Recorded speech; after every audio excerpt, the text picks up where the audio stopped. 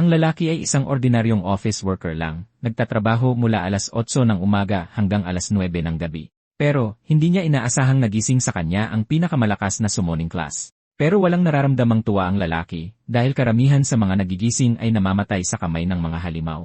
Ang ilan ay hindi nakakayanan ang proseso ng paggising at nauwi sa pagkamatay dahil sa lamig o init. Kamatayan.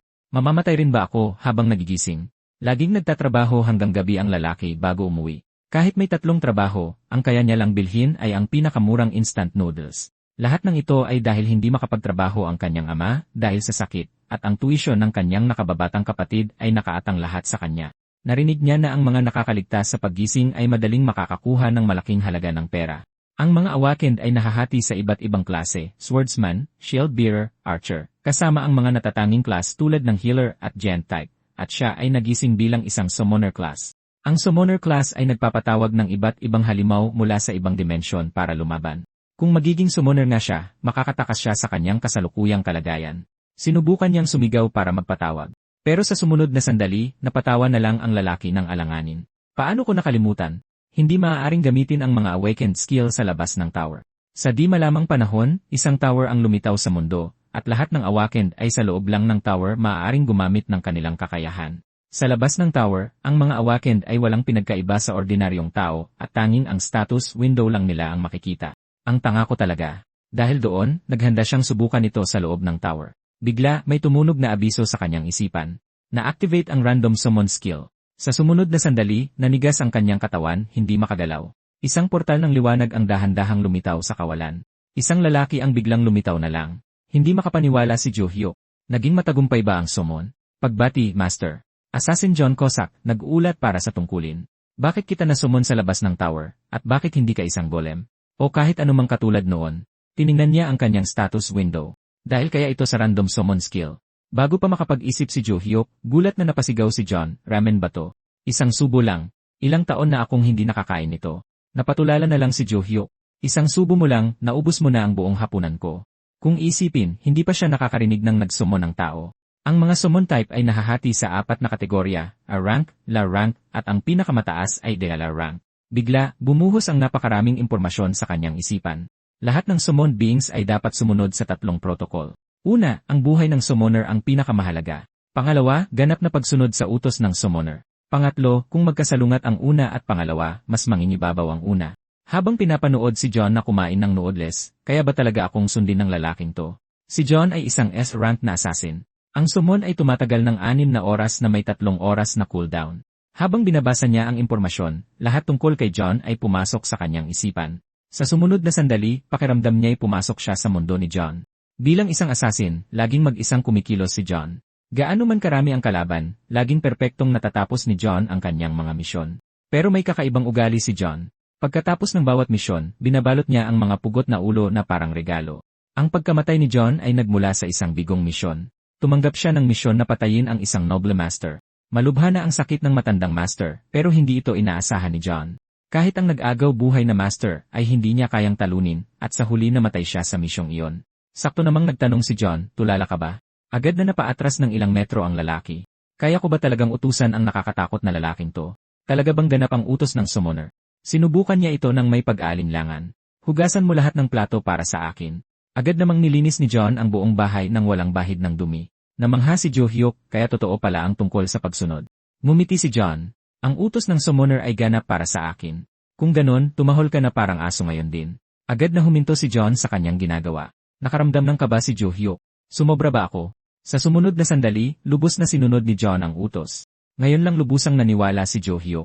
Ang command system na ito ay talagang maasahan. Bigla, malakas na kinalampag ang pinto. Nataranta si Jo-hyuk. Nakalimutan ko, araw pa lang ngayon ng bayad ng interes. Para mabayaran ang gamutan ng ama at tuition ng kapatid, kinailangan niyang umutang ng malaking pera. Iyon ang pinakatangang desisyon na ginawa niya. Kahit may 3 trabaho, halos hindi niya kayang bayaran ang interes. John, magtago ka muna. Summoner, bakit hindi ko na lang sila patayin? Magtago ka na lang muna. Pagbukas niya ng pinto, umisi ang bisita. Nakalimutan mo na bang may utang ka ngayon? Nag-aalala na ako sayo. Kung hindi mo talaga kayang magbayad, pwede mo namang bayaran gamit ang katawan mo. Napatawa ang maton sa labas. Bata pa ang kapatid niya. Mas mataas ang magiging presyo niya. Nang marinig ito, nag-aapoy sa galit si Jo Hyuk, pero nagawa niya lang magpakumbaba at igiit na magbabayad siya sa lalong madaling panahon. Kinuha ng mga mato ng interes at umalis. Lumabas si John mula sa gilid. Mukha silang hindi mabubuting tao. Ako na ang bahala sa kanila para sa'yo. Huwag ka munang kumilos, John.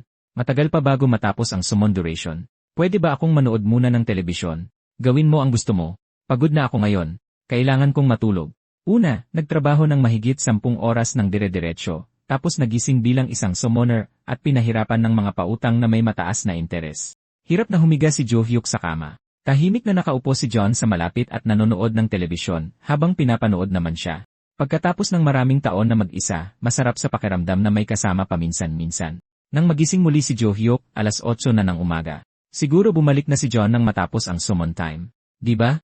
Humihikab, naghanda siyang maglinis at magpatuloy sa pagtatrabaho. Sakto namang nagulat ang balita sa telebisyon. 3 biktima ang natagpuan sa Smile Money Company, isang pribadong pautangan sa Seal Road.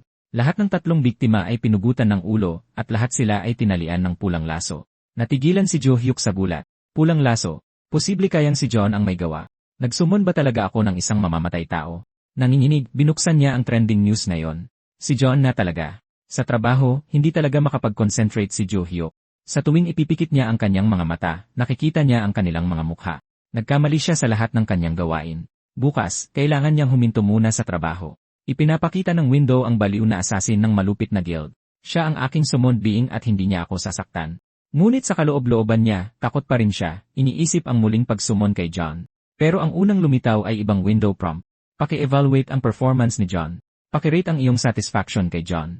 Dahil sa hindi pagsunod sa utos ko, gusto talaga kitang bigyan ng 1 star. Pero sa huli, pinili niya ang 3-star rating. Ang kanyang ina ay isang coordinator, kaya alam niya kung gaano kahalaga ang ratings sa kanila. Pagbati, Master. Si John Kosek, handang maglingkod. Maraming salamat sa 3-star rating. Mas magsisikap pa ako. Mr. John, pinatay mo ba ang mga taong pumunta sa bahay ko kahapon? Inasikaso ko sila bago matapos ang summon. Isa lang akong ordinaryong tao, at bigla kong nasumon ang baliw na assassin. Hindi ko talaga ito matanggap. Nang basta na lang silang pumasok sa bahay nyo, nilagyan ko sila ng tracking skill. Bakit mo sila pinatay? Hindi ako nagbigay ng ganoong utos. Paliwanag ni John, inalis niya lang ang isang posibleng banta ng maaga. Nakasaad sa Protocol 2 na ang utos ng summoner ay ganap. Pero kung matukoy kong may banta, maaari kong baliwalain ang utos at direktang kumilos. Ano man ang gawin ko, kailangan ko munang tiyakin ang iyong kaligtasan. Paano kung utusan kitang patayin ako? Ngumiti si John. Ang utos na iyan ay talagang imposibleng isagawa. Malabo ang Protocol 3. Sa maraming sitwasyon, nakasalalay ito sa sariling pagpapasya ni Mr. John.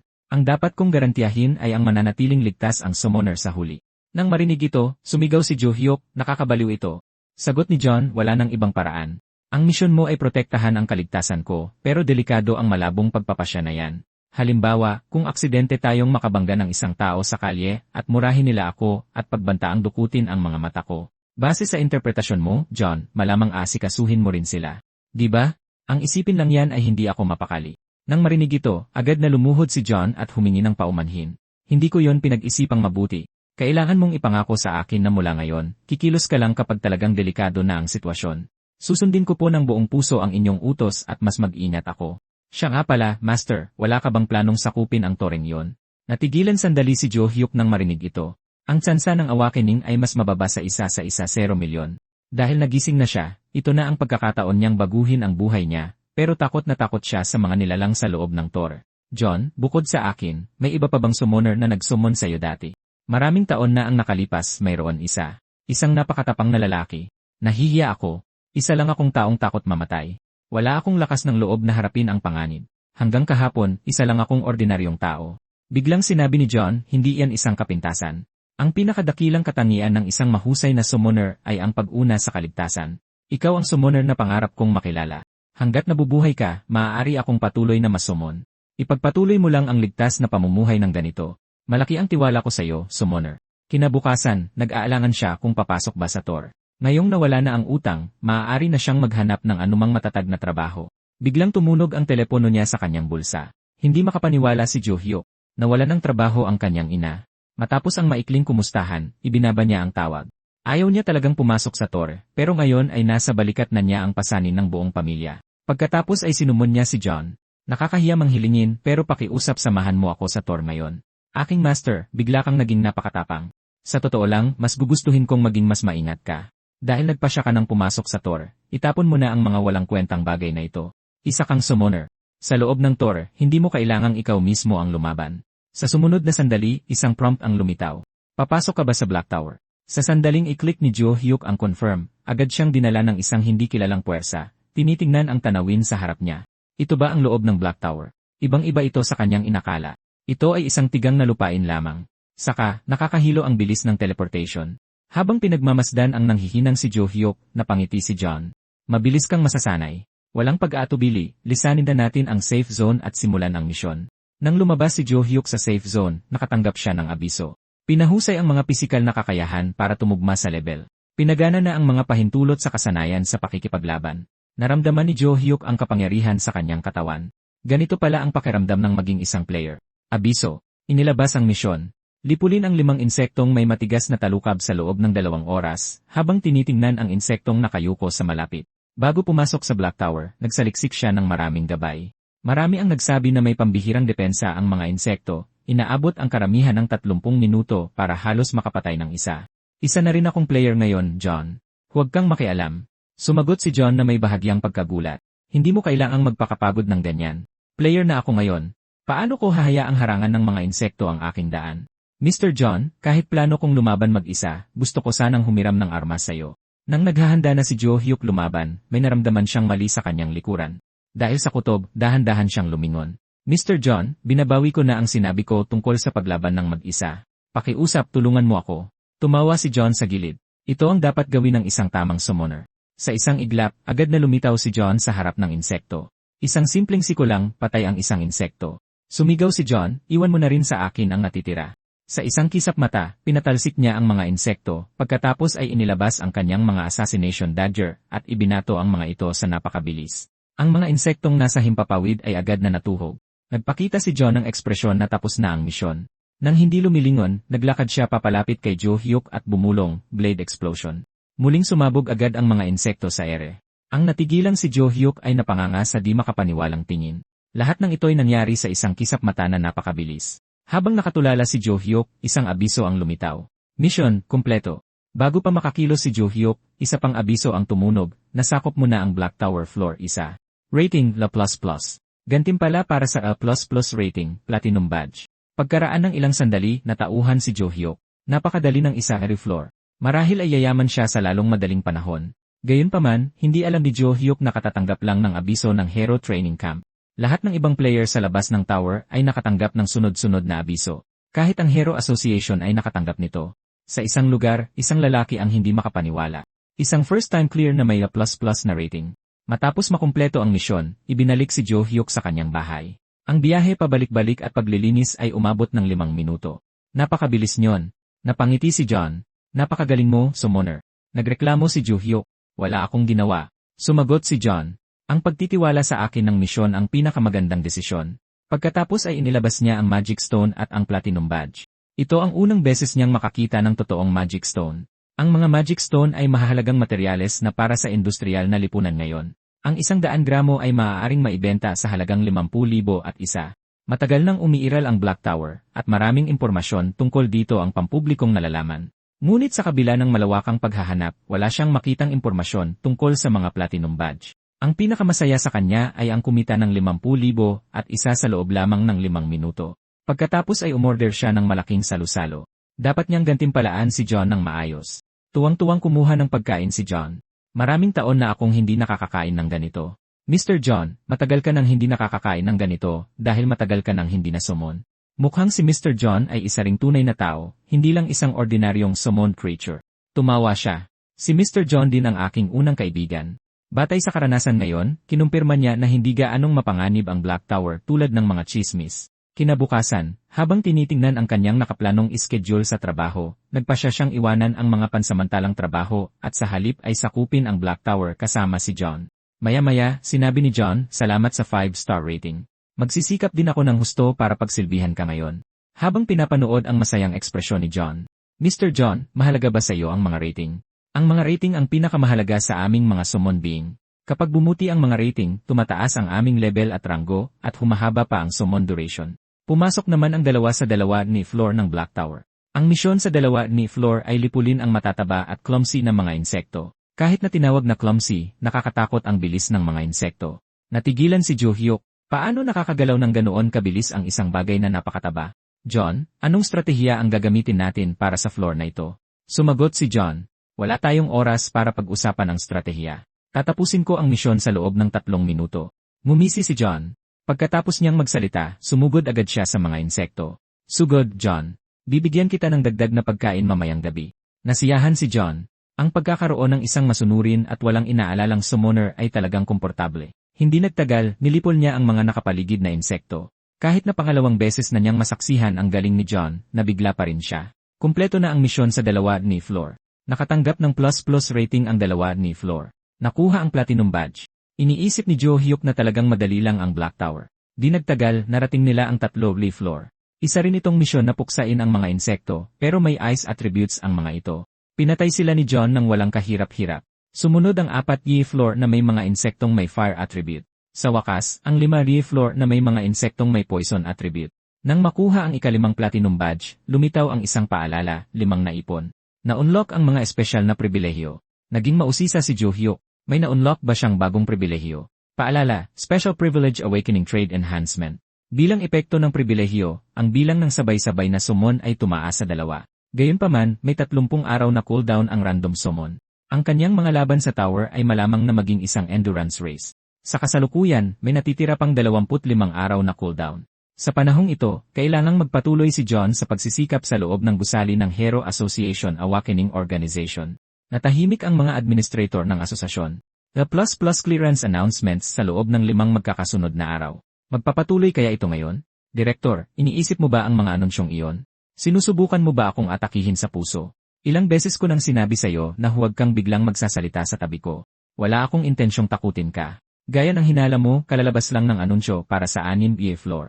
6 na sunod-sunod na A++ breakthrough sa Black Tower. Walang duda, isang nakakatakot na individual ang lumitaw. Ang kanyang mga rating ay tumutugma sa pinakamataas na pamantayan ng asosasyon. Galit na galit ang direktor ng Awakening Association. Bago siya lumitaw, ang pinakamataas nating clearance rating ay la rank lamang. Akala namin yun na ang pinakamataas. Hindi namin inaasahan na mayroon palang S++. Napansin din ng mga pambansang asosasyon sa buong mundo ang sitwasyong ito. Dapat nating hanapin agad ang player na ito at i-recruit siya na sumali sa atin. Makalipas ang 2 araw, ngumiti si John. Huwag mong kalimutan, lilinisin natin ang 8 Lee floor ngayon. Kapag nalampasan na natin ang 1-0 Lee floor, opisyal na tayong hindi na beginner. Pagkatapos ng ilang pagsubok sa gubat sa 8 Lee floor, ang misyon ay puksain ang 1-0 Thorn Frog. Ang dila ng Thorn Frog ay kayang humaba ng 12 ng metro para umatake. Ngunit sa presensya ni John, halos walang pressure. Napabuntong hininga si Jo Hyuk. Araw-araw na lang ganito.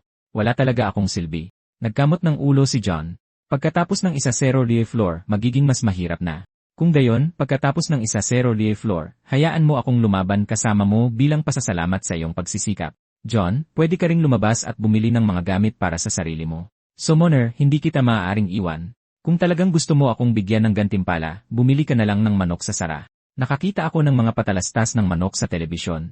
Mukha itong napakasarap. Ngumiti si Jo Hyuk at inilabas ang mga gantimpala mula sa 8 Lee floor, mga Black Tower exclusive recovery potion, 800 gramo ng Magic Stone. Kailangan niyang humanap ng paraan para maibenta ang mga Magic Stone. Sa simula, gusto niya lang bisitahin ang Black Tower. Hindi niya inaasahan na palagi niya itong malilinis araw-araw. Sa bawat pagkakataon, nakakamit ni John ang napakalaking tabumpay. Ang sarap talaga sa pakiramdam. Nang malinis ang Sham Gie floor na may plus rating, nadagdagan ng 1 oras ang summon duration ni John. Nag-enjoy din si John sa ganitong pamumuhay dahil si Jo Hyuk ang pinakamasunuring amo na nakilala niya. Kinabukasan, sa wakas ay narating na nilang dalawa ang 1-0 Lie floor. John, ito na ba yung 1-0 Lie floor na sinasabi mo? Pakiramdam ko ay lumakas ang aking katawan. John, hayaan mo akong lumaban kasama mo sa unang pagkakataon sa floor na ito. Hindi. Kailangan mo lang lumayo. Huwag kang mag-alala sa akin. Napakalakas ko na ngayon, parang isang mailap na kabayong nakakawala. Pagkatapos niyang magsalita, napatingin kay Jo Hyuk ang malalaking mata. Nataranta si Jo Hyuk. Anong bagay to? Pagtingin niya ng maigi sa itaas, nakakita siya ng isang mantis na may taas na 12 ng metro. Malaki ang pagkakaiba ng 1-0 Lie floor na ito sa Sham Gie floor. Hindi ba't sinabi ko na sayo? Paglagpas ng 1-0 Lie floor, hindi ka na talaga isang baguhan. Ang 1-0 Lie floor ay nagsisilbing isang malakas na gatekeeper level. Habang pinapanood ang mabangis na mantis, sumigaw si Jo Hyuk, ipagkakatiwala ko na lang sayo. Dumating agad ang atake ng mantis. Bahagyang tumalon si John at tuluyan itong naiwasan. Tumakbo siya patungo sa itaas na bahagi ng katawan ng mantis. Bumagsak na parang kidlat ang dose-dose ng atake. Agad na napunit ang mantis. Sa isang iglap, lumitaw na ang anyo ni John sa kabilang panig. Paalala, kumpleto na ang misyon sa 1-0 Live Floor. 1-0 Live Floor plus clearance, nakamit na, lalabas na sa Black Tower. Pagbalik, tiningnan ni Jo Hyuk ang mga Magic Stone. Mayroon siyang kabuang 5.5 kilo. Ang paglilinis sa 1-0 Live Floor at pag-ipon ng 5 badge ay nag-u-unlock ng bagong kakayahan. Paalala, 1-0 badge ang naipon. Tuwang-tuwa itong binuksan ni Jo Hyuk para tingnan, pinapayagan ang pagkopya ng isang skill ng summoned creature. Bahagyang nagulat si Jo Hyuk. Kopya, maganda yan. Nang marinig ito, iminungkahi ni John, dapat mong kopyahin ang shadow step ko dahil mapapahusay nito ang iyong kakayahang tumakas. Biglang natahimik si Jo Hyuk. Sinabi mong pagtakas. Paano ako magiging isang taong iniiwan ang mga kasama? Dahil dito, binago ni John ang kanyang diskarte. Ang shadow step ay pwede mo ring gamitin para mabilis akong mailigtas.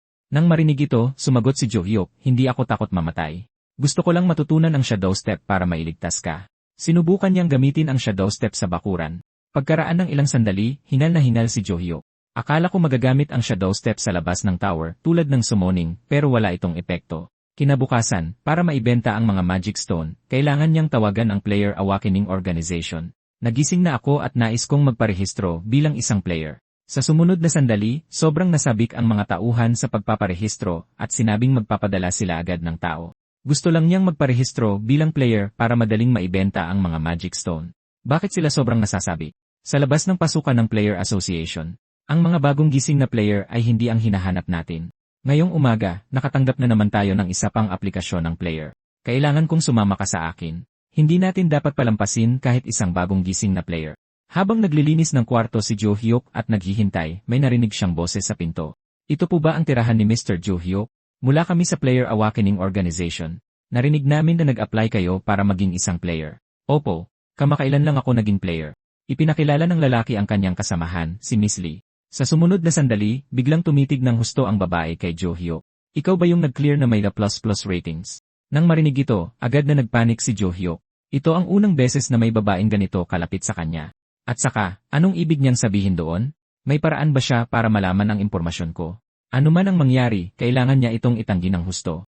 Mukhang nakatanggap ako ng S++ announcements, pero hindi talaga ako la plus player. Nanliit ang mga mata ng babae at tinitigan si Jo Hyuk na tila sinasabing kahina-hinala ka. Bulalas ng direktor sa tabi niya, dapat tayong magsagawa ng mga pagsusulit, hindi siya direktang tanungin ng ganito. Mr. Jo Hyuk, taos puso akong humihingi ng paumanhin. Humingi ako ng paumanhin para sa inasal ng kasamahan ko. Hayaan mong ipakilala ko sa iyo ang Black Tower. Mahigit 100 taon na ang nakalipas, biglang lumitaw ang Black Tower sa buong mundo. Aktibong nagpadala ng mga puwersa ang mga bansa para mag-imbestiga, ngunit protektado ng mga harang ang Black Towers. Walang sinuman ang madaling makalapit sa mga ito.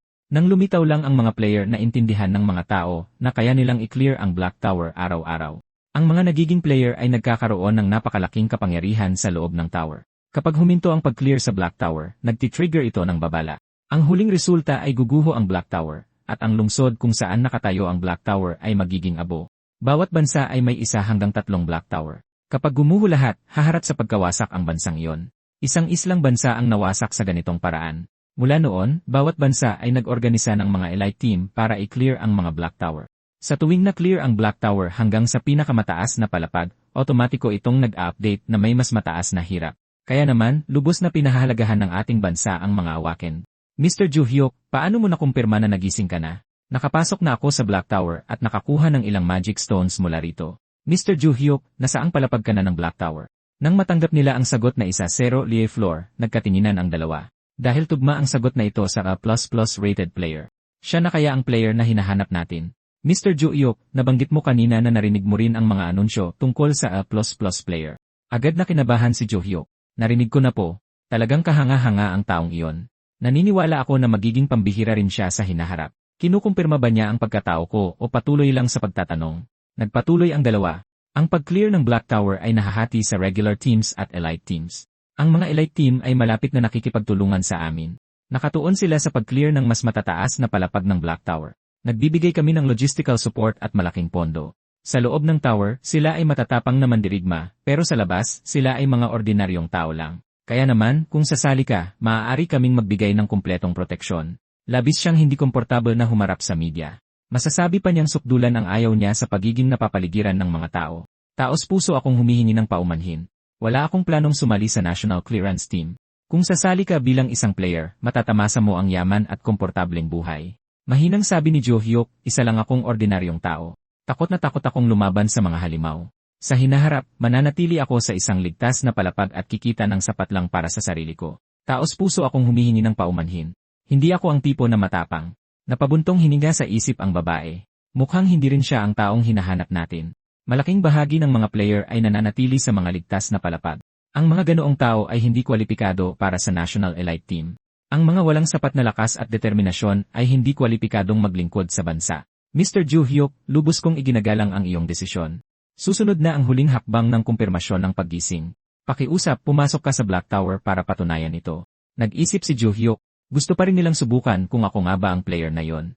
Siyempre, walang problema. Gayunpaman, ang pag-clear ko sa Black Tower ay maaaring tumagal ng mga 2 oras. Walang problema. Maghihintay kami ng matyaga para sa'yo. Pagkatapos ay tumayo si Jo Hyuk. Mauuna na ako kung gayon. Sa sumunod na sandali, nawala si Jo Hyuk sa silid. Sa tingin mo ba siya ang taong hinahanap natin? Ang kanyang kilos ay talagang hindi tumutugma sa taong hinahanap natin. Gayunpaman, malalaman din natin ang sagot sa lalong madaling panahon. Ang 11 floor ay ang nakakatakot na palapag ng mga alupihan. Lampas sa ika-negatibo 1-0 palapag, doon tunay na nagsisimula ang pakikipagsapalaran ng mga manlalaro. Ang ika-negatibo 11 na palapag ay nangangailangan ng pagpuksa sa 100 na alupihan. Kaya naman, naniniwala akong aatras siya sa ligtas na lugar at tatakas mula sa Black Tower sa loob ng 10 minuto. Sa sandaling ito, ipinatawag ni Jo Hyuk si John. Summoner, ikinagagalak kong pagsilbihan ka muli ngayong araw. Ang misyon ngayon ay puksain ang 100 na alupihan sa loob ng 3 oras. Ang unang 1-0 palapag ay walang parusa. Ang pagkabigo sa ika-11 palapag ay nangangahulugang parusang kamatayan. Napangiti si John. Tatapusin ko ang misyon sa loob ng 15 minuto ngayong araw. Sumigaw si Jo Hyuk, huwag mong tatapusin ng ganoon kabilis. Ang ating diskarte ngayon ay magdahan-dahan. Hindi natin kailangang makakuha ng S++. Kahit hindi ko alam ang dahilan, perpekto kong tutuparin ang utos ng summoner. Tiyak na gustong gamitin ng 2 taong iyon ang mga anunsyo para matukoy. Hanggat mabagal ang pag-usad ko, tiyak na makakaiwas ako sa hinala. Habang nag-imagine si Jo, nakapatay na si John ng 5 o 6 na alupihan. John, bagalan mo. Sa bilis mong iyan, matatapos mo ang misyon sa loob ng kalahating oras. Sumigaw si John. Naiintindihan ko. Pagkatapos ay sinimulan niyang ilakad-lakad ang mga alupihan, ngunit hindi ito inaasahan ni Jo Hyuk. Isang higanting alupihan ang biglang lumitaw sa ilalim ng kanyang mga paa para atakihin siya. Sumigaw si Jo Hyuk, lagot na. Mamamatay na ba ako rito? Sa pagbagsak ni Jo Hyuk, biglang nagsulputan kung saan-saan ang mga halimaw na sanga ng puno para umatake. Sa sandaling ito, naramdaman ni John na nasa panganib ang kanyang amo at lumingon siya. Sa sumunod na sandali, parang kidlat, bigla siyang naglaho, sumisigaw, kumapit ka lang ng 2 segundo. Ang mga alupihan na humaharang sa daan ay agad na pinagpira-piraso ng mabangis na kapangyarihan.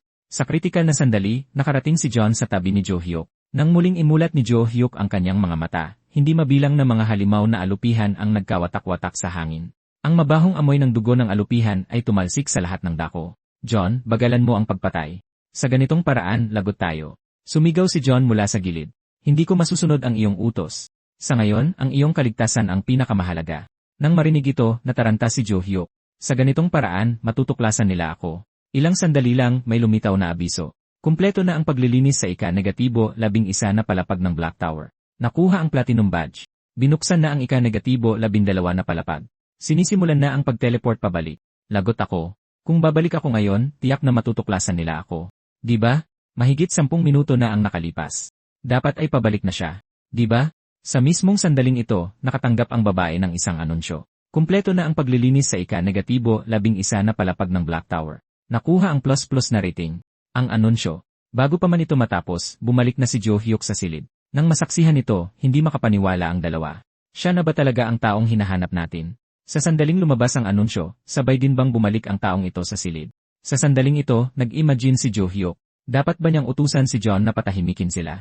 Sa lakas ni John, isang saglit lang ay matatapos na ito. Mr. Jo Hyuk, ayos ka lang ba? Napansin kong balisa ka at tulala mula nang bumalik ka. Umubo si Jo Hyuk nang may pagkailang. Sinabi ng lalaki, kung sasali ka sa amin, kaya naming ibigay ang anumang kondisyon. Nagkakamali ka siguro. May ibang manlalaro sigurong nakatapos kasabay ko. Habang nakikinig sa palusot ni Jo Hyuk, hindi maiwasan ng lalaki na magpakita ng ekspresyong walang magawa. Dahil sinabi mong hindi pagkakaunawaan, edi hindi pagkakaunawaan. Pirmahan na natin ang kontrata ng Awakener. Sa sumunod na sandali, sumigaw si Jo Hyuk, humiling ako ng karaniwang kontrata. Bakit ito naging elite na kontrata? Ngumiti ang lalaki at sinabing, hindi ito elite na kontrata. Ito ang pinakamataas na antas, ang Transcendent Elite Contract. Kapag pinirmahan mo ang kontrata, makakatanggap ka ng 12,000,000, taon-taon at magkakaroon ng pinakamataas na antas ng seguridad. Magiging ligtas ka pa sa lahat ng pambansang batas at parusa. Nang marinig ito, tuluyang natigilan si Jo Hyuk. Ito ay halos parang pagiging mas mataas pa sa buong bansa. Nang ipagpapatuloy na sana ng lalaki ang pagpapaliwanag sa mga benepisyo, sinabi ni Jo Hyuk, gusto ko lang ng karaniwang kontrata. Kung hindi ito karaniwang kontrata, tatanggi akong tapusin ang Black Tower. Hindi maintindihan ng lalaki. Ito ang pera at katayuan na pangarap ng lahat. Ipinaliwanag ni Jo Hyuk na ayaw niya lang na nasa sentro ng atensyon. Kapag sumikat siya, kahit ang pagbili ng damit ay pagkakaguluhan. Ang pagkain ay nangangahulugang haharapin ang kanilang mga titig. Nang marinig ito, naramdaman ng supervisor na wala siyang magawa. Gusto ng iba na maging sentro ng atensyon, pero itong taong ito ay talagang ayaw na ayaw. Makalipas ang isang sandali, sinabi ng lalaki, kung gayon, pumirma na tayo ng karaniwang kontrata. Sana ay mag-ambag si Mr. Jo Hyuk sa bansa. Talagang ayaw ni Jo Hyuk na sumali sa elite team. Kapag sumali siya, kailangan niyang pasanin ang inaasahan ng iba. Isa lang siyang ordinaryong tao at ayaw niyang maging bayani sa paningin ng iba. Sa sandaling ito, sa loob ng gusali ng Player Awakening Organization, nakasaad sa iyong ulat na ang manlalarong ito ay duwag at mahiyain. Iyon ang aking pagtatasa, pero hindi ko maintindihan kung paano siya naging isang S+ rated na manlalaro. Sa aking pagkakaalam, isa lang siyang napaka-ordinaryong manlalaro. Gayunpaman, siya nga talaga ang taong hinahanap natin. Baka naman nagkamali tayo ng tao. Sinabi ng babae na talagang imposible. Hindi pa tayo nakakatagpo ng isang manlalaro na parehong mahiyain at pambihirang magaling. Kailangan mo siyang i-recruit sa ating elite team. Nang marinig ito, sinabi ng lalaki na gagawin niya ang lahat para mapasali siya. Sa kabilang banda, nagkunwari si Jo Hyuk na galit na galit. Inutusan kitang bagalan ang bilis ng pag-clear. Bakit ang bilis mo pa rin? Para sa susunod na floor 12, dapat kang sumunod sa utos. Pagkatapos ay pumasok siya sa floor 12. Ang misyon ay talunin ang 20 Ice Hedgehogs. Tinawag niya si John Cossack. Sa pagkakataong ito, dapat mong i-clear ito ng dahan-dahan. Pakiusap, magtiwala ka sa akin. Sa pagkakataong ito, tiyak na susundin ko ang iyong utos. Sa sandaling binitiwan ang mga salita, nanigas na sa lamig ang katawan ni Jo Hyuk, nanginginig ng hindi mapigilan. Tiningnan ni John ang nanginginig na katawan ni Jo Hyuk. Pinakamamahal kong summoner, tatapusin ko ang misyon sa lalong madaling panahon at dadalhin kita sa isang mainit na silid. Pagkatapos ay sumugod siya palabas sa napakabilis. Sumigaw si Jo Hyuk, sumunod ka sa utos. Habang pumapatay ng mga halimaw, sumigaw si John, ang summoner ko ay halos mamatay na sa lamig. Kailangan kitang protektahan, sabi ni Jo Hyuk na nanginginig ang boses. Paano na ang patakaran sa ganap na pagsunod? Puno ng kawalan ng magawa ang kanyang mukha. Di nagtagal, inanunsyo ng notice ang pagkumpleto na may A++ na rating. Makalipas ang ilang sandali, sinabi ng supervisor ng Player Association, Mr. Jo Hyuk, na-clear mo na naman ba ang floor 12? Walang magawang ibinaba ng lalaki ang kanyang ulo. Ayaw na talaga niyang patuloy na makakuha ng atensyon. Sa tabi niya, napakamot ng ulo si John na may ngiti. Sabi ni John tapos na ang misyon, manonood na siya ng AC. Bago pa matapos ang salita, agad na kinansela ni Jo Hyuk ang summon. Hindi ka nakikinig sa akin, tapos gusto mo pang manood ng AC. Kinabukasan, floor 13, ang misyon ay dumaan sa mga flame trap. Sumigaw si John, masyadong mapanganib ang mga patibong. Summoner, hayaan mong buhatin kita para makadaan. Sumigaw si Jo Hyuk, gusto ko lang talagang mag-clear ng mga floor. Dahan-dahan lang. Notice, floor 13 kompleto, La++ na rating. Floor 14 na. Sabi ni John, lahat ng paniking ito ay gumagamit ng sonic attack. Ang malawak na sakop nito ay madaling makasakit sa'yo. Sa sandaling ito, wala nang magawa si Jo Hyuk kundi tumayo sa gilid. Sumuko na siya ng tuluyan sa pag-uutos kay John. Na-clear ang floor 14 na, La++. Tiningnan ni Jo Hyuk ang mga pondong nakuha niya. Ang mga subsidy ng player kasama ang pondo mula sa pagbebenta ng mga Magic Stone ay umaabot sa halos 5 milyon won. Sa loob lamang ng 14 na araw, kumita na siya ng ganito kalaking pera. Tinawag niyang muli si John. Agad sumigaw si John, pasensya na, summoner. Binigyan mo ako ng 5-star rating, pero patuloy pa rin akong nagdudulot ng gulo sa'yo. Sabi ni Jo Hyuk, gawin mo sa sarili mong bilis. Hindi na kita pipiliting bumagal dahil hindi naman kita makontrol. Bukod pa riyan, pagkatapos ng floor 15, makakakuha na naman ako ng mga bagong pribilehiyo. Interesado na talaga ako ngayon kung anong abilidad ang ibibigay ng ika-15 Platinum Badge. Ay clear natin ang floor 15 ng magkasama. Ang misyon sa floor 15 ay nangangailangan ng pagpatay sa 20 goblin. Mukhang matatalinong nilalang ang mga goblin. Habang tumataas ang floor, lalong tumatalino ang mga halimaw. Kailangan niya talagang maging mas maingat. Bukod pa rito, simula sa floor 15, maraming halimaw ang natuto ng magtulungan. Gayunpaman, hindi ito mahirap para kay John. Ang diwa ni John ay isang assassin. Mayroon siyang mga kasanayan sa stealth at madaling makatambang ng mga halimaw. Bago pa malaman ng goblin kung ano ang nangyayari, agad nang naputol ang ulo nito. Pagkatapos ay tinapos ni John ang misyon gamit ang stealth. Na-clear ang floor 15. Naibigay na ang ika-15 Platinum Badge. Pagkatapos ay nakaramdam siya ng parang hinihila habang nagsisimula na ang pag-teleport pabalik. Ang unang ginawa ni Jo Hyuk pagbalik sa kanyang kwarto ay buksan ang kanyang inventory. Pinagsama-sama niyang muli ang mga nakuha niyang Platinum Badge. May boses na umalingaw sa kanyang isipan. 15 Platinum Badge ang naipon. Nakuha ang bagong gantimpala. Sobrang nasasabik si Jo Hyuk. Tila lubos siyang nalulunod sa kasabikan ng pag-clear ng Black Tower. Ano kaya ito? Gantimpala. Eksklusibong energy equipment ng Black Tower. Sa pagtatapos ng anunsyo, biglang lumitaw ang isang pulseras na nagniningning ng gintong liwanag. Agad itong isinuot ni Jo Hyuk. Sabi sa notice, bumubuo ng isang protective shield para sa nagsusuot na may 5 oras na cooldown. Ang lakas ng shield ay tumataas kasabay ng level. Habang nararamdaman ang pagbuo ng shield, nagbibigay ito ng kumpletong proteksyon sa lahat ng dako na walang blind spot. Tuwang-tuwa si Jo Hyuk. Gamit ang item na ito, mapoprotektahan niya ang kanyang sarili kahit na humaharap sa mga halimaw. Dahil lumalakas ito kasabay ng kanyang level, tiyak na napakataas ng market value ng shield na ito. Habang tumataas ang floor, mas nagiging masagana ang mga gantimpala. Pagkatapos ay tuwang-tuwa siyang nagtanong, John, maaari na ba nating i-clear agad ang floor 16 na? Siyempre, walang problema. Pero masyadong mabilis ang pag-akyat mo ng mga floor. Hindi mo pa nagiging pamilyar ang sarili mo sa iyong mga kasanayan. Nang marinig ito, napagtanto ni Jo Hyuk na sa simula pa lang, si John na ang nagki-clear ng Black Tower sa napakabilis na paraan. Kung walang nagpoprotektang John sa kanya, malamang ay mabilis siyang mamamatay. Makalipas ang ilang panahon, sa loob ng gusali ng Awakening Association, gaano nakatagal tumigil ang S++ announcement. Simula ngayong araw, kalahating buwan nang walang S++ announcement. Mukhang nanatili siya sa floor 15. Nang marinig ito, nagulat at nagalit ang presidente ng asosasyon. Bakit sa duwag na yon nagising ang ganoong kalakas na abilidad? Sinabi sa akin ni Mr. Jo Hyuk na dahil tumaas ng malaki ang hirap ng floor 16, mananatili siya sa floor 15 para sanayin ang sarili. Sa pagbitaw ng mga salita, nagpakita ng malaking pagkagulat ang lalaki at sinabing, gustong gumamit ni Mr. Jo Hyuk ng player store. Nang marinig ito, sumigaw ang presidente ng asosasyon, nakakuha ba siya ng malaking panimulang pondo mula sa 15 sunod-sunod na plus rating? Walang magawang sinabi ng lalaki, malamang ay eksakto iyan sa iniisip mo. Lalong nagagalit ang presidente ng asosasyon habang iniisip ito. Ang lakas ng talento, nasasayang lang sa isang duwag. Floor 15, kalahating buwan na ang nakalipas. Nagpakita si John ng hindi makapaniwalang ekspresyon. Ang dati niyang mahiyain at duwag na summoner ay inuutusan siyang umatake gamit ang isang talim. Sumigaw si John, isa akong summoned being. Paano ko atakehin ang summoner? Kahit na ipinaliwanag ni Jo Hyuk na gusto niya lang subukan ang paggana ng kalasag. Umiiling pa rin si John sa pagtanggi at sumisigaw, hindi ko gagawin yan.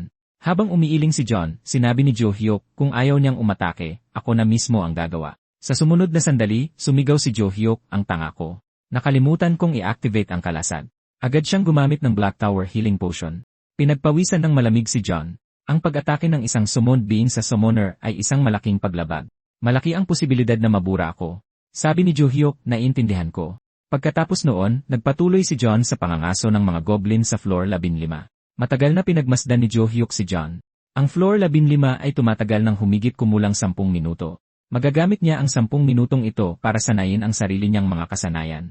Mahina niyang sinabi, Shadow Step Activate. Agad gumaan ang kanyang katawan na parang balahibo. Sinubukan niyang humakbang ng bahagya, at agad na lumitaw ilang metro ang layo, nag-iwan lang ng aftermage. Sa unang paggamit ng Shadow Step, natuwa si Jo Hyuk. Mas praktikal ito kaysa sa inaakala niya. Nagpraktis pa siya ng mas marami, sinubukang tumakas sa atake, at kusa namang gumana ang kalasag. Sumigaw si Jo Hyuk at ginamit ang buong lakas para sipain palayo ang goblin gamit ang isang paa. Sa di kalayuan, natigilan si John sandali. Tapos tumawa siya. Sinipa mo talaga ang goblin na parang bola. Biglang may naalala si John. Nagmamadali siyang lumapit kay Jo Hyuk. Kinakabahan siyang nagtanong, hindi ka naman nasaktan, di ba? Pagkatapos ay sinuri niya ang buong katawan ni Jo Hyuk para tingnan kung nakagat siya ng goblin. Nagalit ng husto si John. Ilang beses ko nang sinabi na kapag nakatagpo ka ng mga halimaw, gamitin mo lang ang shadow step para tumakas. Pagkatapos ng isang buwang pagsasanay, nakakuha siya ng maraming magic stones, habang lalo namang humusay ang kanyang mga kasanayan. Sa wakas, nag-alok si Jo Hyuk na gusto niyang pumunta sa player store. Nang malaman ito, nagpadala ang asosasyon ng isang sasakyan para sunduin si Jo Hyuk. Mr. Jo Hyuk, kalahating buwan ka na naming hindi nakikita. Nakangiting sinabi ni Jo Hyuk na nanatili siya sa floor 15 sa loob ng kalahating buwan. Inanyayahan ng lalaki si Jo Hyuk na pumasok sa tindahan. Ito ang player authentication fingerprint. Ang mga rehistradong player lang ang maaaring pumasok sa tindahan. Sabi ni Jo Hyuk, hindi na kailangang samahan siya. Mag-ikot-ikot na lang siya mag-isa. Ang loob ay isang napakagarang pasilidad para sa mga player na may iba't ibang kagamitang nakadisplay sa mga counter. Pagtingin sa matataas na presyo sa mga counter, dapat ibenta niya muna ang kanyang mga magic stones. Sabi ng clerk, 22.5 kilograms lahat, na nagkakahalaga ng 11,250,001. Gusto ni Jo Hyuk na mamili gamit ang perang ito ngayon din. Makalipas ang ilang sandali, namangha si Jo Hyuk na talagang napakamahal ng mga gamit ng player. Ilang oras ang lumipas, naging maayos ba ang pamimili ni player Jo Hyuk? Naging napakaayos po. Dahil si Jo Hyuk ang unang rank player, inutusan ko ang clerk na bigyan siya ng napakababang presyo na may diskwento. Lumipat ang eksena. Tuwang-tuwa si Jo Hyuk. Ang sandatang ito ay nagkakahalaga lang ng 2 milyon isa. Ang bota na nagpapabilis ng kilos ay nagkakahalaga ng 3 milyon isa. Maraming gamit ang nagkakahalaga sa pagitan ng 20 milyon at 30 milyon isa. Napakamura ng bili niya sa mga gamit, siguradong binigyan siya ng diskwento. Mukhang kahit na pumirma siya sa isang karaniwang player agreement, nakakatanggap pa rin siya ng espesyal na pagtrato. Habang tinitingnan ang mga gamit sa kanyang katawan, plano niya talagang manatili sa floor 15, pero masyadong kaakit-akit ang mga gantimpala ng Black Tower. Pagkatapos ay ipinatawag niya si John. Nagtanong si John, ipagpapatuloy ba nating i-clear ang floor 15 ngayon din? Ikinaway ni Jo Hyuk ang kanyang kamay. Floor 16 na ngayon. Dahil magagamit na ngayon ang random summon skill, nagalak si John. Ibig sabihin ba niyan magkakaroon ako ng bagong kasama? Nang marinig ito, agad na inactivate ni Jo Hyuk ang skill, sumisigaw ng random summon. Isang lilang liwanag ang nagliliwanag habang isang figura ang dahan-dahang lumalabas mula sa kawalan. Nang makita ito, natigilan si Jo Hyuk sa kanyang kinatatayuan. Ano naman ito? Sa sumunod na sandali, umatake ang summoned being at sumugod patungo sa pader. Sumigaw si Jo Hyuk, ano ba ang nasumon ko? At huwag mong sirain ang bahay ko. Agad-agad, isang kamay na maihahalin tulad sa isang higante ang lumitaw. Sa sandaling pumasok ang summoned being sa silid, yumanig ang buong kwarto na parang lindol, at ang napakalaking katawan nito ay tumagos pa sa kisem. Habang tinitingnan ang magaspang at nakakatakot na figura sa kanyang harapan. Tao ba talaga ito? Ngunit bago pa makapag-isip si Jo Hyuk, sumisigaw na si John at inaatake ang lalaki. Bakit ikaw pa? Bumalik ka sa pinanggalingan mo. Huwag kang pumunta rito at sirain ang buhay ko. Nang makita ito, mahinang sinabi ni Jo Hyuk, John, kilala mo ba siya? Nang makita ito, kaswal na nagsalita ang lalaki. Summoner, sa tingin ko ay hindi mo na kailangang kausapin siya. Kilala siyang kontrabida at yung tipo na sobrang tanga pa.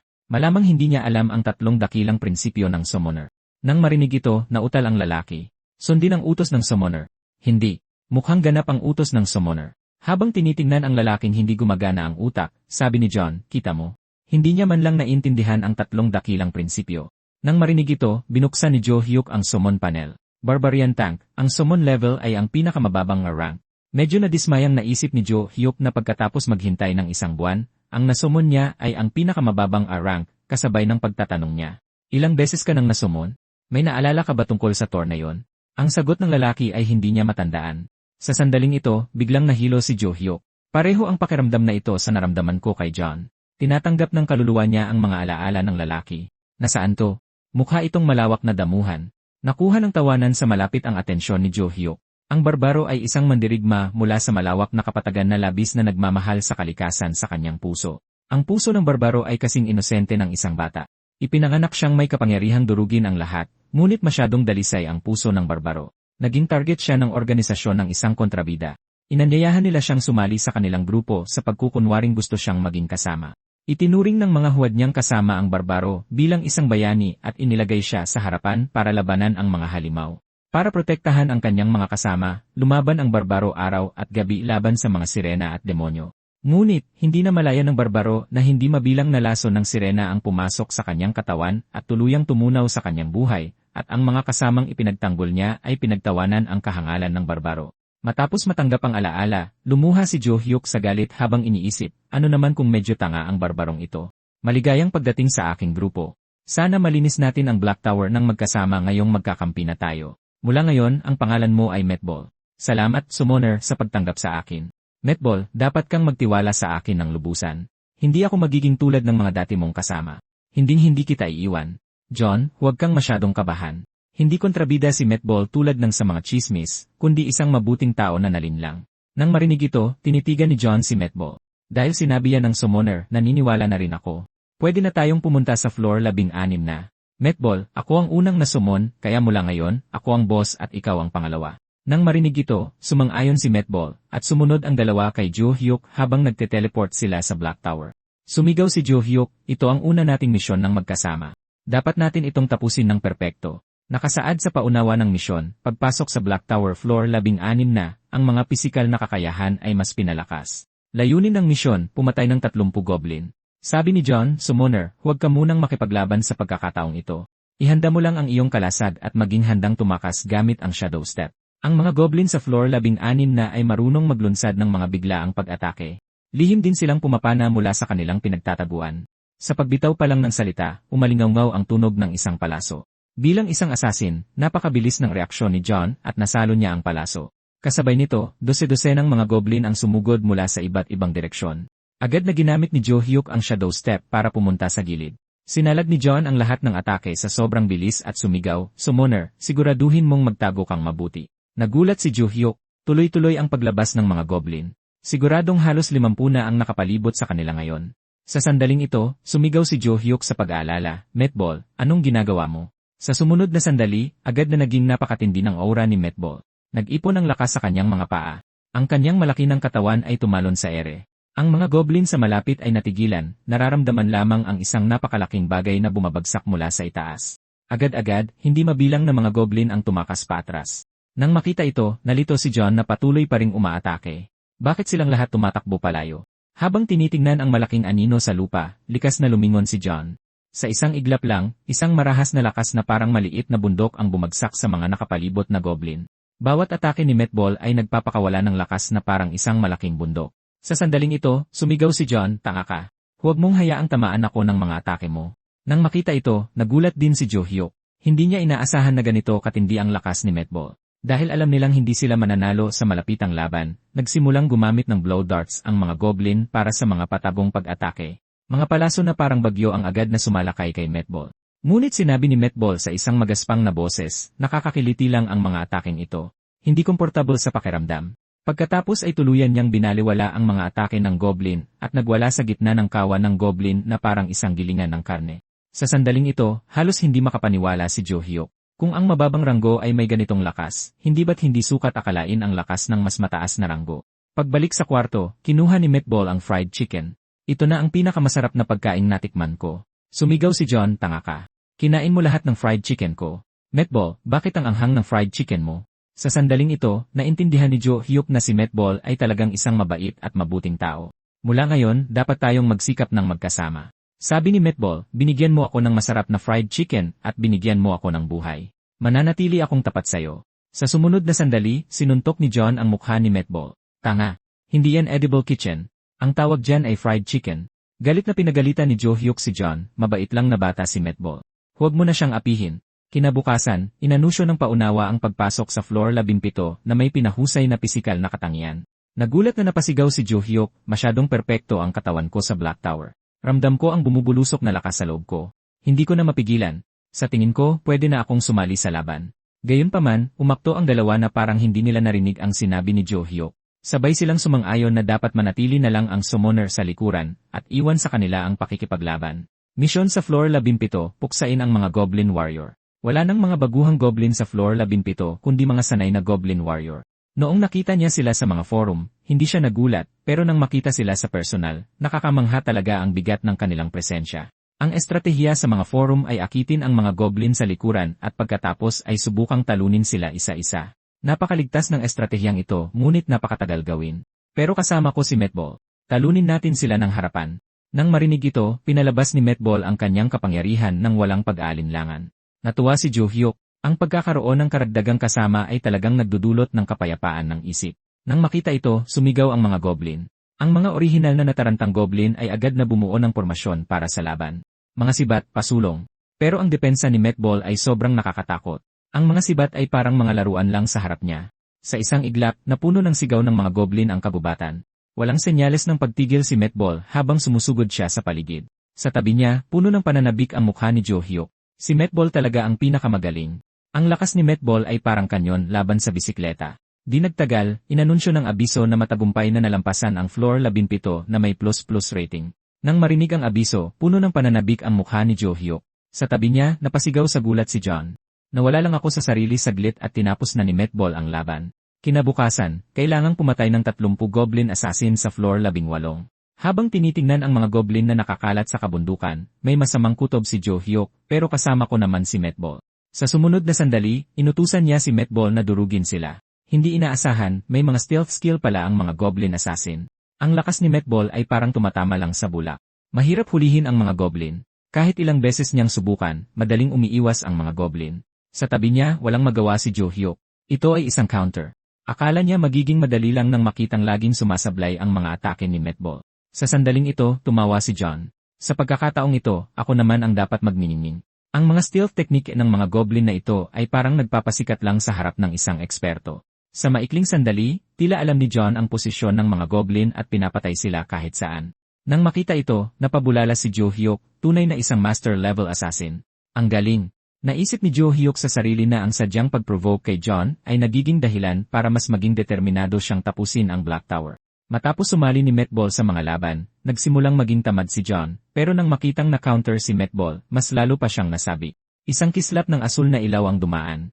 Umabot na sa level 18 si Jo Hyuk. Sa bawat level na nadadagdag, nararamdaman niyang lumalakas ng husto ang kanyang katawan. Pakiramdam ko kaya ko nang lumaban ulit kasama nila. Bago pumasok sa floor 18, partikular kong tiningnan ang floor strategy. Sa kasalukuyan, mababa pa ang level ng stealth skill ng Goblin Assassin. Kung magmamasid akong mabuti, dapat ay makita ko sila. Nag-ensayo na ako ng husto sa mga nakaraang floor. Sapat na dapat ang shadow step para harapin ang mga ganitong nilalang, pero sa sumunod na sandali, hindi siya nakapreno at dumiretso sa isang goblin. Isang napakadramatikong eksena ang naganap. Direktang tumama ang kanyang arma sa goblin. Kasabay nito, inanunsyo ng abiso ang pagpatay sa isang goblin. Nagpakita si Jo Hyuk ng alanganing ngiti at sinabing, lahat ay nangyari ayon sa plano ko. Gayunpaman, sa sumunod na sandali, nakaramdam siya ng isang alon ng mapanganib na presensya. Isang goblin assassin ang umatake na mula sa likuran. Sa sandaling ito, nagpapatay si John ng mga goblin assassin hindi kalayuan. Di nagtagal, naabot ang 25 kill count. Naabot ang 27 kill count. Nang matapos ni Metball ang kanyang mga pinatay, 2 na lang ang natitira para makumpleto ang misyon. Sa sandaling ito, nagpakita si John ng nagtatakang ekspresyon. Nasaan ang summoner? Sa sandaling ito, isang malutong na tunog ng energy shield ang umalingaw-ngaw. Ang assassin na nanambang ay tumilapo ng ilang metro. Nagpakita si Jo Hyuk ng takot na ekspresyon. Buti na lang may shield ako kundi tapos na ako. Sa sandaling ito, 2 goblin assassin ang nagsimulang umatake kay Jo Hyuk mula sa magkaibang anggulo. Walang pinakitang kaba si Jo Hyuk at kalmadong nagmasid. Bigla niyang naramdaman na bumagal ang bilis ng goblin. Tila malinaw niyang nakikita ang mga trajectory ng galaw ng goblin. Pagkatapos ay humampas siya sa mga goblin. Sa kanyang paningin, naging mabagal ang kanilang bilis. Nang mapatay ang dalawa, inanunsyo ng abiso ang matagumpay na paglampas na may da plus rating. Sa sandaling ito, sumigaw si John, "Summoner, ayos ka lang." "John, nandito ako." Nakapatay ako ng 2 goblin mag-isa sa unang pagkakataon. Nang marinig ito, napasigaw si John, "Summoner, hindi ako karapat-dapat. Hinayaan kitang lumaban sa mga halimaw." Sa sandaling ito, umalinggaw na naman ang S++ announcement. Natanggap ito ng lahat sa labas ng Black Tower. Maging ang presidente ng Awakening Association ay nagpakita ng pananabi. Nakakuha ang taong ito ng S++ 2 araw ng sunod-sunod. Si Jo Hyuk ay isang napakamahiyaing tipo. Kailangang maingat siyang alagaan ng ating asosasyon at hindi pwedeng ipaalam sa iba ang kanyang pagkakakilanlan. Sa oras na ito, nagkakagulo ang balita sa labas, iniulat na nakatanggap na naman ng S++ rating ang floor 18. Ang buong mundo ay curious sa pagkakakilanlan ng player. Sa sandaling ito, tinitingnan ni Jo Hyuk si John. "John, kung may gusto kang sabihin, sabihin mo lang. Karaniwan, napakamahiyain mo pero masasabi kong napakalakas ng talento mo sa pag-aaral ng mga skill. Karamihan ng tao ay kailangan ng kalahating taon para matutunan ang shadow step, pero wala pang 1 buwan mo lang itong inaral." Nang marinig ito, halos hindi makapaniwala si Jo Hyuk. "Paano ako naging kasing galing ng sinasabi mo?" Sa katotohanan, namumulaklak sa saya ang kanyang puso. Hindi nagbibiro si John. Kanina lang, pumasok si Jo Hyuk sa isang kakaibang estado. Sa estadong iyon, halos perpekto ang kanyang mga galaw sa pagpatay. Ang pinakaikinababahala ni John ay naranasan na ng summoner ang kilig ng labanan at magsisimula na siyang masiyahan sa mga mapanganib na laban. Summoner, mangako ka sa akin na lalayo ka sa panganib hanggat maaari. Huwag mong ilagay ang sarili mo sa mga mapanganib na sitwasyon. Ayaw kong mawala ulit ang summoner pagkatapos ko lang masumon. Si Metball naman ay ngumiti at sinabing, hindi naman ito malaking problema. Nang marinig ito, sumigaw si John, kung mamatay ang summoner, mawawala na naman tayo. Ikaw na tanga na puro pagkain lang ang alam. Gusto mo bang maglaho? Sa tabi nila, sumigaw si Jo Hyuk, ang bahay ko. Summon, kanselado. Mauna na muna kayong bumalik. Iyon ang paborito kong kimchi, at nawala na lang ng ganoon. Mula nang maging player, matagal na siyang hindi bumibisita sa bahay ng kanyang mga magulang. Kinabukasan, dumating si Jo Hyuk sa bahay ng kanyang mga magulang. Narinig ang boses ng kanyang ama mula sa loob. Jo Hyuk, pasok ka. Nakangiting sabi ng kanyang ama. Dapat mas madalas mo akong dalawin. Sabi ng kanyang ina, si Jo Hyuk na ngayon ang sumusuporta sa buong pamilya. Sa pagtingin sa kalagayan ng kanyang ama, mukhang matatagalan pa bago ito gumaling. Inalalayan niya ang kanyang ama at nagtanong, wala ba sa bahay ang kapatid ko ngayon? Namalengke ang kapatid mo. Maya-maya, sinabi ng kanyang ama, huwag mong masyadong i-pressure ang sarili mo. Nag-aalangan na sinabi ni Jo Hyuk, ang ganda siguro kung magising ako. Hinampas ng kanyang ama ang mesa at malakas na sinabi, nagising ka ba? Pagkatapos ay tumawa ang kanyang ama. Kung makakapasok ka sa Black Tower, bibili na ako ng lottery ticket ngayon. Mukhang hindi naniniwala ang kanyang ama na magigising siya. Nagtanong ang kanyang ina, hindi ka ba magtatrabaho ngayon? Sabi ni Jo Hyuk, day off niya ngayon. Napangiti ang kanyang ina. Lalo kang kinakabahan kapag nagsisinungaling ka. Anak kita at nagtitiwala ako sa'yo. Pero huwag kang mangungutang sa mga loan shark kung maubusan ka ng pera. Ang kanyang ina ay isang matuwid at matapang na uri ng tao. Sa trabaho, inutusan siya ng isang customer na linisin ang dumi ng alagang hayop. Tinanggihan niya ang utos at nawalan siya ng trabaho.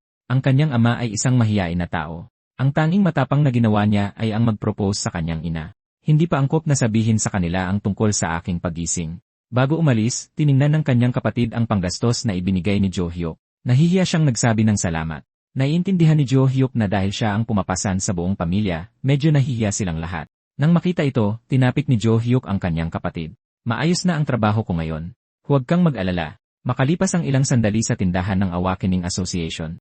Pagkatapos makita ang kanyang pamilya, lalo niyang naramdaman na dapat niya silang protektahan ng mabuti. Bigla kong naalala na sinabihan ako ng supervisor na hanapin siya ng maaga, pero ayokong makaabala. Mayroon akong energy barrier bracelet. Pero habang tumataas ang mga palapag, mas maraming pananggalang ang kailangan ko. Sabi ng clerk, ito ay isang A-rank na kalasag na nagkakahalaga ng 100 milyon isa. Nang maging player lang ako saka ko nalaman na sobrang mahal pala ng mga gamit na ito. Pagkatapos ay napakamot siya sa kanyang ulo. Masyadong mahal at masyadong mabigat ito. Nang marinig ito, umiti ang clerk at nagrekomenda, itong wrist round shield ay magaan at abot kaya. Napakagaan sa pakiramdam kapag suot at hindi mo mararamdaman ang bigat nito. Sa huli, gumastos siya ng 40 milyon won para bilhin ito. Masyadong mahirap makipag-usap sa magagandang babae. Pagkatapos ay naisip niyang oras na para bumalik. Sa sandaling ito, isang lalaki sa labas ang nakipag-usap. Kagigising mo lang. Tama, player din ako. Ang pangalan ko ay Choi Hoseok. Kasalukuyan akong umaakyat sa floor 30. Sabi ni Jo Hyuk, nasa floor 1-0 pa lang ako. Masaya akong makipagkaibigan sa mga player. Huwag kang mag-atubiling makipag-usap kung may mga tanong ka sa hinaharap. Pagkatapos ay sinabi niya, malaki ang inaasahan ko sa'yo. Kailangan ko ring tingnan ang tindahan. Paalam. Ang kanyang kasalukuyang level ay 19. Dapat siyang makipag-ugnayan kay John tungkol sa paghahanda sa paglilinis ng susunod na palapag. Sa sumunod na sandali, sinimulan niya ang pagsumon. Dumating si John na nagpapanik at gulat na tumingin kay Jo Hyuk sa kanyang harapan. John, maganda ba ang kalasag ko? Alam ko na. Summoner, gusto mo na namang sumali sa laban. Ayokong mawala ka bilang summoner ko. John, huwag kang maging ganyan ka-negatibo. Pinapangako ko sa'yo na hindi ako magiging padalos-dalos. Summoner, kung may mangyaring masama, isakripisyo mo na lang kami ni Metball. Pagkasabi niya ng mga salitang iyon, may naamoy si John na mabango. Summoner, hindi na ako magpapakipot. Napakasarap nito. Pero nang kakain na sana si John, nakaramdam siya ng masamang presensya. Summoner, mayroon ka bang mga kaaway? Sabi ni Jo Hyuk, syempre wala. Pero bilang isang assassin, malinaw na nararamdaman ni John ang layuning pumatay na nanggagaling sa labas ng pinto. Sinasabi mo bang mayroong layuning pumatay sa labas ng pinto? May gustong pumatay sa akin. John, magtago ka ngayon din. Kasabay nito, inactivate ni Jo Hyuk ang energy barrier. Sa sumunod na sandali, biglang sinipa at binuksan ang pinto. Hindi maintindihan ni Jo Hyuk kung sino ang gustong pumatay sa kanya. Isang figura ang dahan-dahang lumitaw. Jo Hyuk, kumusta? Halos hindi makapaniwala si Jo Hyuk. Paano nangyaring ikaw yan? Yung lalaking nakilala niya sa harap ng tindahan. Maaari mo bang ibaba ang baril? Sumigaw ang lalaki, ibigay mo lahat ng gamit mo bilang isang player. Mahinang sinabi ni Jo Hyuk, mas mabuting huwag mong itutok ang baril sa akin. Bakit hindi ko itututok sa'yo? Nandito ako para pagnakawan ka. Sa likuran niya, tahimik na itinaas ni John ang kanyang punyal.